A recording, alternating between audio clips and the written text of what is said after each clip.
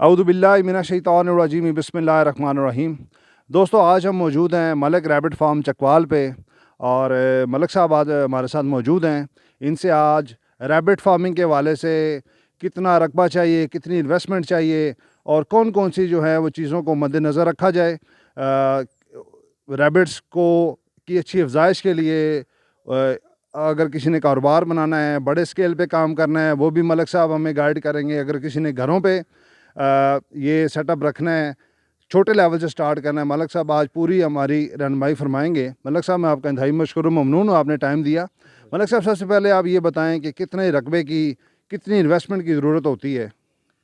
देखें, ये डिपेंड करता है कि जो बंदा सामने फार्मिंग करना चाह रहा है वो कमर्शियल करना चाह रहा है या डोमेस्टिक करना चाह रहा है।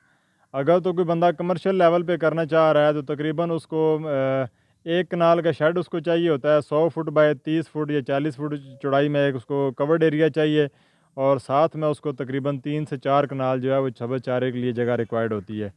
और कमर्शियल फार्मिंग का सबसे जो छोटा सेटअप है वो तकरीबन 5 से 7 लाख रुपए की लागत से शुरू हो सकता है, जिसमें गोश्त की जो है वो फार्मिंग कर सकता है। जी, मलिक साहब, आप ये बताएं कि अगर आपसे कोई भी यहाँ पे इस इलाके के लोग जो हैं वो आपसे अगर रैबिट वो अपना काम स्टार्ट करना चाहते हैं छोटे लेवल पे, तो आप उनके वाले से बताएं कि कितनी इन्वेस्टमेंट है और आप उनके वाले से आप उनको कितना फैसिलिटेट करेंगे या सहूलत आप क्या देंगे उनको।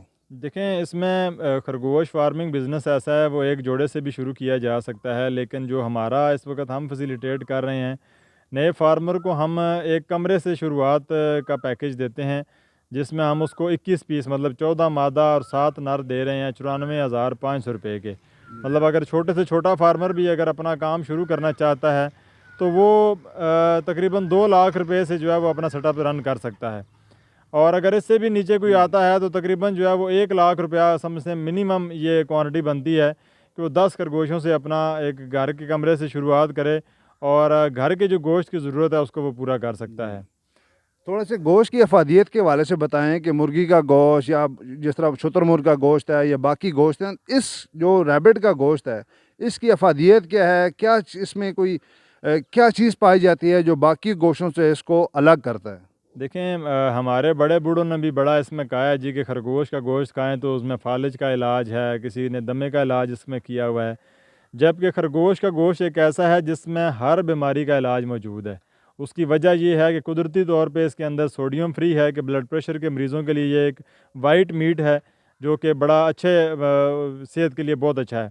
इसके अलावा इसमें ओमेगा 3 और हाई प्रोटीन होता है और ज़ीरो कैलोरीज़ हैं। मतलब जो कोलेस्ट्रॉल के मरीज़ हैं वो इसको बड़े अच्छे अंदाज से जो है वो यूज़ कर सकते हैं। मतलब उनके लिए एक ही ऑप्शन है कि वो खरगोश का गोश्त खाएँ, इसके अलावा वो कोई दूसरा गोश्त नहीं खा सकते। तो ओवरऑल कुदरती तौर पे अल्लाह पाक ने इसके अंदर इतने मल्टी विटामिन्स रखे हैं कि अगर रोज़ाना की बुनियाद पे हम इसको अपनी खुराक में शामिल कर लें तो आपको वाज़िया तौर पे फ़र्क नज़र आएगा कि आप बीमारियों से बहुत दूर हो जाएंगे। मलिक साहब, आप एंड पे ये बताएं कि खरगोशों को खुराक आप क्या डालते हैं, या अगर कोई घरों में रखना चाहते हैं तो वो क्या खुराक डालें। आमतौर पे तो ये समझ जाता है कि घास हो या इस तरीके की और चीज़ें हों। खुराक के वाले से बता दें और बाकी तो आपने एक्सप्लेन कर दी है। देखें, इसमें खुराक सब्ज़ चारा ही खरगोशों को डाला जाता है, इसी वजह से इसको ऑर्गेनिक मीट बोलते हैं कि ये कुदरती तौर पे कुदरती चीज़ों के ऊपर इसको खिला के पाला जाता है और किसी किस्म की बीमारी इस गोश्त के अंदर मौजूद नहीं होती। तो इस वजह से ये सब्ज़ चारा आपका लूसन, गंदम, मकई जो भी सब्ज़ चारे में अवेलेबल है आप वो दे के आप इसको पाल सकते हैं और एक सेहतमंद गोश्त जो है वो अपने घर में तैयार कर सकते हैं। दो सवाल और करूँगा मलिक साहब। एक तो ये बताएं कि एक जो रैबिट है उसकी ज़िंदगी कितनी होती है, वो कितने साल जो है वो ज़िंदा रहता है, साइंस क्या साबित करती है। और दूसरी बात आप ये बताएं पहले। जी, इसमें देखें, जो गोरों के हवाले से रिसर्च है उसके अंदर खरगोश की जो ज़िंदगी है वो तकरीबन 7 साल की है और 5 साल तक तकरीबन खरगोश लगातार जो है वो प्रोडक्शन दे सकता है हर महीने। और इसमें एक चीज़ और ऐड करता चलूँ कि जितने भी हमारे दोस्त हैं जो खरगोश फार्मिंग करते हैं उनको सबसे बड़ा जो मसला दरपेश है इस वक्त कि पाकिस्तान में नया बिज़नेस है तो ये सेल कहाँ पे होगा। मतलब इस वक्त जो हमारे रोज़ाना की बुनियाद पे क्वेश्चनिंग आ रही होती है तो आप लोगों को ये बता दूं कि मलिक रैबिट फार्म आपको ना सिर्फ माल प्रोवाइड करता है बल्कि आपसे माल वापस लेने का एग्रीमेंट भी करता है कि आप हमसे स्टॉक लेके जाएं, उससे उसकी प्रोडक्शन लें, और जितना भी आगे आपके पास गोश्त तैयार होता है या मीट के लिए आपका रैबिट तैयार हो जाता है तो आप उसको वापस हमें सेल करें और अपनी पेमेंट ले लें। अच्छा, मेरा आखिरी सवाल ये होगा कि एक रैबिट जो है वो महीने में कितनी दफ़ा ब्रीड करता है, यानी कि उसकी साल में अगर मैं आपसे कहूँ या महीने में बता दें। जी देखें, खरगोश इस वक्त ऐसा एक जानवर है जिसको दुनिया में कहा जाता है कि इसके लिए एक मुल्क ने अपनी पूरी आर्मी लगा दी थी इसको ख़त्म करने के लिए। इसकी प्रोडक्शन इतनी तेज़ है, मतलब ऑस्ट्रेलिया में अगर आप आज भी खरगोश की बात करें तो वहाँ पर लाइसेंस के बगैर खरगोश नहीं रखा जा सकता। तो खरगोश एक ऐसी जनरेशन है जो हर 30 दिन बाद बच्चे देने की सलाहियत रखती है, ठीक है, इतनी तेज़ इसकी प्रोडक्शन है। लेकिन जब आप कमर्शियल फार्मिंग में आते हैं तो तकरीबन सालाना 8 दफ़ा हम एक मादा से बच्चे लेते हैं, जिनकी तादाद जो है वो एक दफ़ा जब बच्चे मादा देती है तो 8 से लेके 18 तक जो है वो बच्चे दे सकती है ज़्यादा से ज़्यादा। बहुत बहुत शुक्रिया मलिक साहब, आपने रैबिट फार्मिंग के हवाले से डिटेल के साथ हमें मालूमात दी। मैं आपका एक दफ़ा फिर इंतहाई मशकूर ममनून हूँ कि आपने हमें टाइम दिया।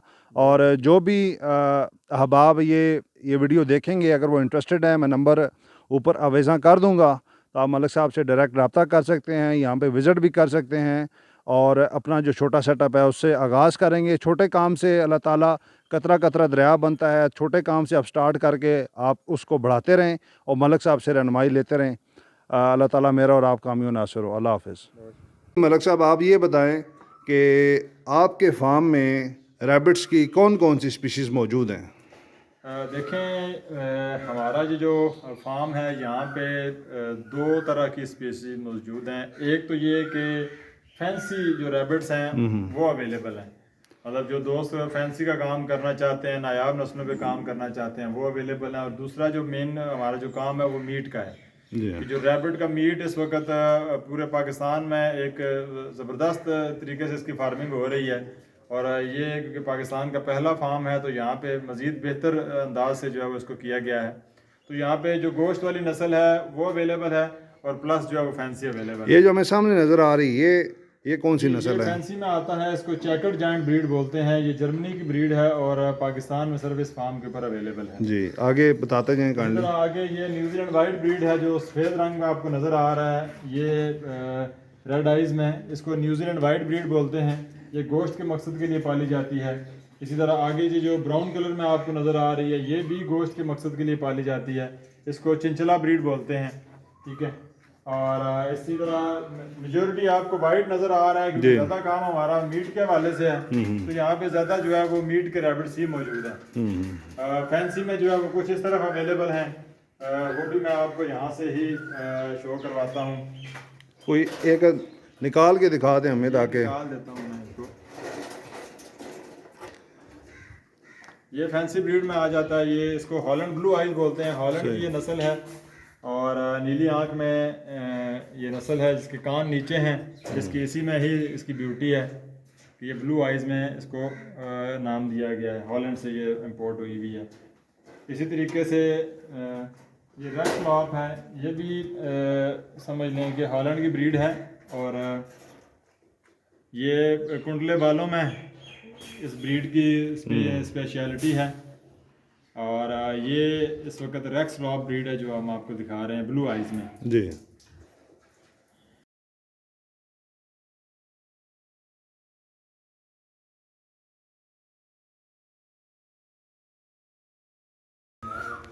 ये यहाँ पे ज़्यादा ये जो पिंजरा है इसमें ज़्यादातर जो हैं वो जो बनीज़ हैं जो मैच्योर होने की स्टेज पे हैं ये मौजूद हैं इधर।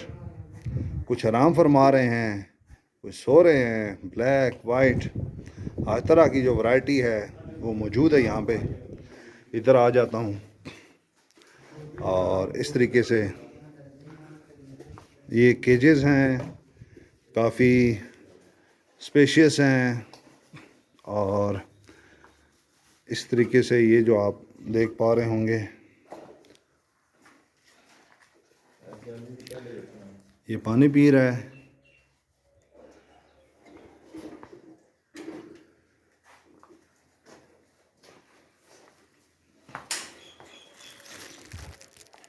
खूबसूरत रेड आई जो हैं, बहुत ही माशाल्लाह खूबसूरत। न्यूजीलैंड वाइट है इसका नाम।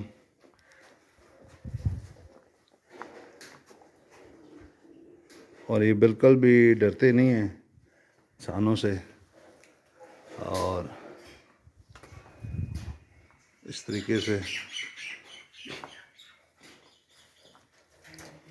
ये एक बड़े साइज़ का है।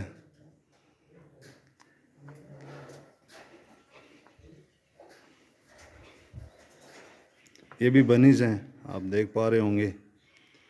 कुछ ब्रीडर पेयर्स भी हैं, जिस तरह ये बॉक्सेस लगाए गए हैं। इसमें जब ब्रीड करना हो तो ये बॉक्सेस लगा देते हैं। और ये छोटे छोटे बनीज़ आपको नज़र आ रहे होंगे। और बाकी जो हैं वो सिंगल सिंगल हैं। जब ब्रीड करना हो तो वो फिर जो फीमेल है उसको एक केज दिया जाता है और वो फिर जो है वो ब्रीड कर देती है। ये माशाल्लाह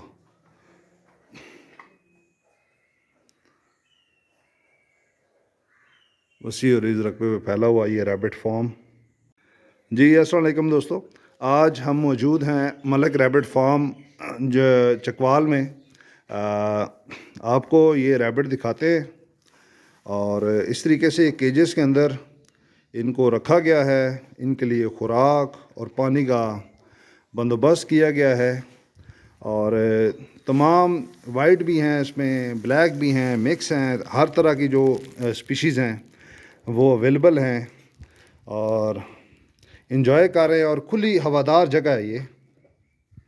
इन बॉर्डर्स के अंदर पानी रखा गया है। और ये जो आपको नज़र आ रहे हैं यहाँ, इसमें दाना वगैरह या जो भी इनका फीड होती है इनकी, वो रखी गई है। और ये आराम फरमा रहे हैं कुछ बनीज़। और इसमें बड़े साइज़ के भी हैं, वाइट भी हैं, मुख्तलिफ़ तरह की जो स्पीशीज़ हैं वो अवेलेबल हैं। और ख़ूबसूरत तरीके से, साफ़ तरीके से इनको यहाँ पे रखा गया है। और ये तकरीबन छोटे हैं रैबिट्स।